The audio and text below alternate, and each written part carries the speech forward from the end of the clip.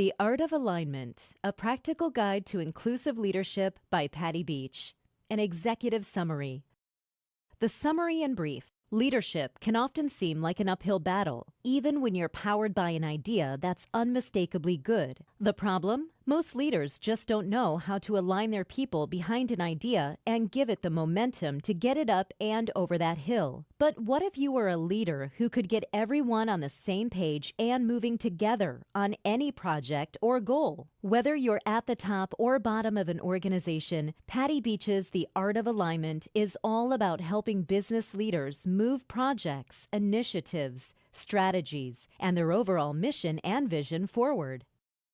Here, you'll find a pragmatic approach to introducing new ideas to a group, getting them to agree on a path forward, and commit to carrying their weight in getting that idea across the finish line. Practical tools include a guide to where alignment and business intersect, as well as a full strategy for introducing alignment at your organization through targeted meetings and careful approaches with your people. In this summary, you will learn the true power of alignment and why it's so essential yet undervalued in business. The core principles of alignment, including the iterative co-creation principle, the Shuva principle, and the versatility principle. The 4 steps and 5 C's of alignment. How to prepare and run alignment meetings. Alignment in business. All businesses require alignment because groups of all kinds, including leadership teams, boards, employees, customers, vendors, and investors, achieve more when aligned. Alignment isn't just about getting groups to agree. It's required whenever any 2 people come together to make a plan, whether they're business partners, a boss and a direct report, a consultant and client, or 2 colleagues working together. Imagine how much you could accomplish between all these parties. Alignment drives growth and scalability in business. To scale and grow, you have to get others to do things, and they, in turn, have to get others to do things, and so on. Alignment and leadership. Fostering alignment is the critical skill that separates dreamers from leaders who get things done. To reinforce this idea, it's important to clarify how leadership and alignment are linked. The most essential component of leadership is vision.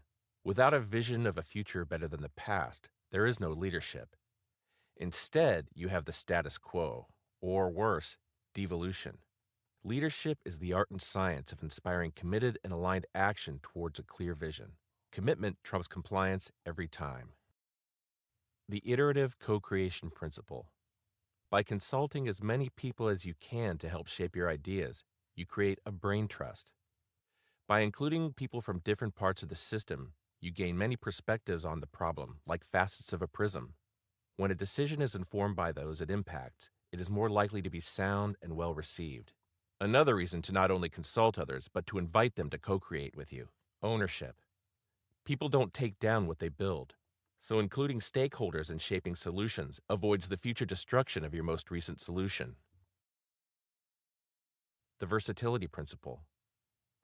The principle of versatility unleashes the power of masculine and feminine energy by factoring in facts and feelings into conversations, allowing people to build on each other's ideas, being inclusive and selective about who to engage in the decision-making process, respecting lines of authority while empowering people to reach across them, alternating push and pull energy to move ideas from me to we. With the principle of versatility, you don't end up with a forced or fake alignment. You achieve true alignment. The Shuva principle. Shuva is an acronym that describes a basic need universal to all humans, the need to be seen, heard, understood, valued, and appreciated. When you feel seen, heard, understood, valued, and appreciated, it feels terrific. You can be yourself and express yourself. Shuva is the path to true alignment because all ideas, including doubts and reservations, are welcome.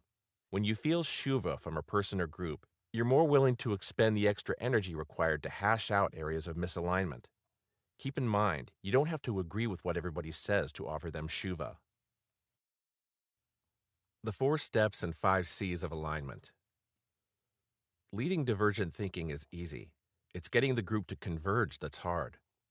Instead of letting the conversation go unstructured, Use a standard process to efficiently funnel ideas from divergence to convergence. The process is the 4 steps of alignment. Step 1. Propose. The act of making a proposal shifts the conversation from uncommitted to committed and from divergent to convergent thinking. Just be careful not to go too far. Proposals are not declarations. When it comes to alignment, declarations are deadly because they leave no room for iterative co-creation.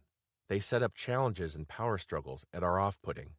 When presenting a proposal, you're laying the groundwork for greater alignment, even if the process to get there involves lots of potential roadblocks. Step 2. Probe. Instead of probing for responses to your proposal in a random way, collect feedback using 4 of the 5 C's: clarifications, compliments, concerns, and changes, in that exact order. First, ask clarifying questions. Next, encourage compliments about the proposal. Then you're ready to explore concerns and changes that can resolve the concerns. Finally, test for the last C, commitment. Here are some tips about the probe step. The audience will want to jump ahead. Don't let that happen. Instead, hold the line and make sure they follow the C's in the right order. Give participants a notepad to capture what they are thinking so they can hold on to ideas and share them when the right time comes. Make sure someone is transcribing all comments. Step 3. Repropose. Your reproposal should include the ideas that most resonated with the group, not everything that anyone expressed. Lean toward those ideas shared by decision makers, informed experts, and those responsible for implementing solutions. Give the preferences of the key stakeholders more weight than those of the people the final decision only casually impacts. If you don't follow this step, you risk having team members waiting until they get to the water cooler to deep six all of your hard work. Training your team to speak up is one of the big benefits of the 4 steps of alignment. Step 4. Close.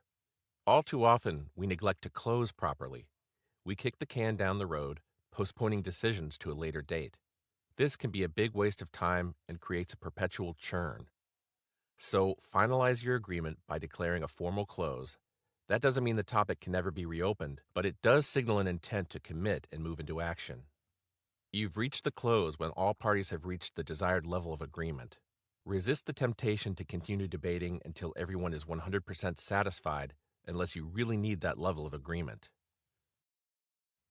Preparation for alignment sessions. Defining the players. One thing that can be hard to determine is who to include on your path to alignment.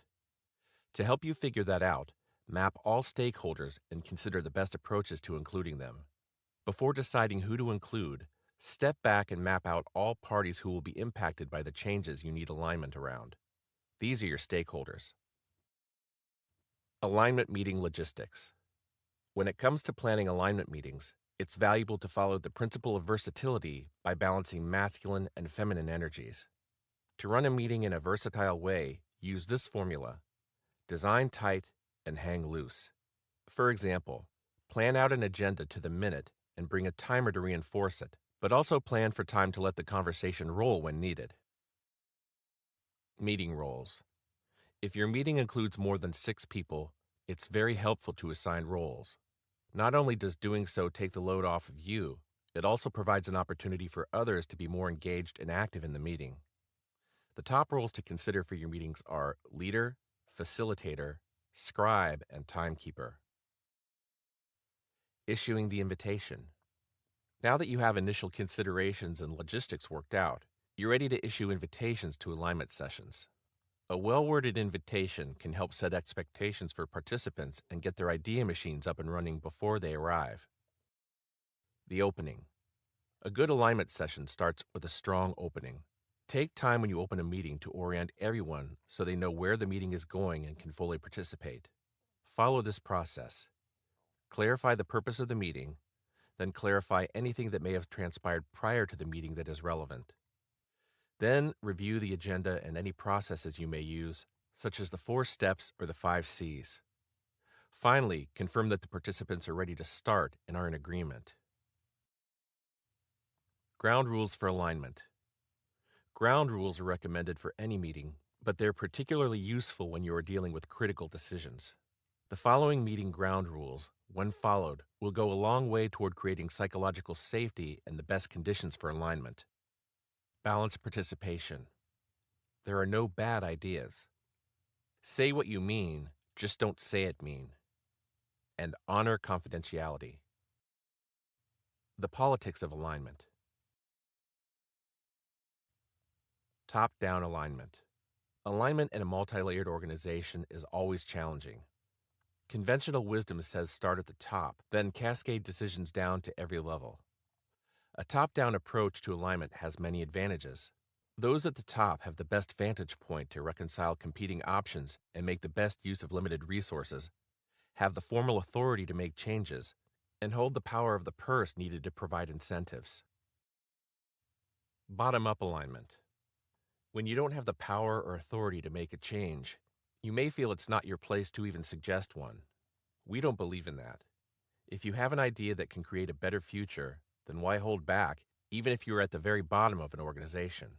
You just need the know-how to step outside the lines and the patience to work iteratively to bring others along. If your idea crosses organizational boundaries, you will need finesse, diplomacy, and change management skills. Sideways alignment. Sometimes you need alignment in a system where there is no power differential. Examples include partners in a business, working in a coalition of peers, or working with volunteers where no one is in charge. Every once in a while, I work with teams and organizations that have no hierarchy because they value equity so much that every person has an equal vote. In these cases, alignment principles and practices can keep things moving forward. Troubleshooting. Dealing with disruptors. Before truly inclusive leadership can be reached, there are some potential roadblocks that must be addressed, namely disruptors. These disruptors are individuals who keep you from obtaining true alignment and inclusive leadership. Adopt the coach, coach, coach, change framework. If a person doesn't shift out of their disruptive behavior after being coached 3 times, they will probably need to be changed for someone who can change. Maybe you are the trouble. If you feel you're continually facing resistance, guess what? Your problems share a common denominator: you. Start by looking in the mirror. Ask yourself, am I creating the problem? Seeing the problems and roadblocks within yourself isn't easy and requires a special brand of self-awareness. But the ability to let go of your vices and bad leadership habits is an important step on the path to alignment. Conclusion. Inclusive leadership takes time. But if you practice the principles in this book, you can get any group of any size to back up good ideas and eliminate bad ones. Big ideas require a lot of preparation, especially when you're working across organizational boundaries. If you think things through, be sure to always be mindful of the whole system and lines of authority.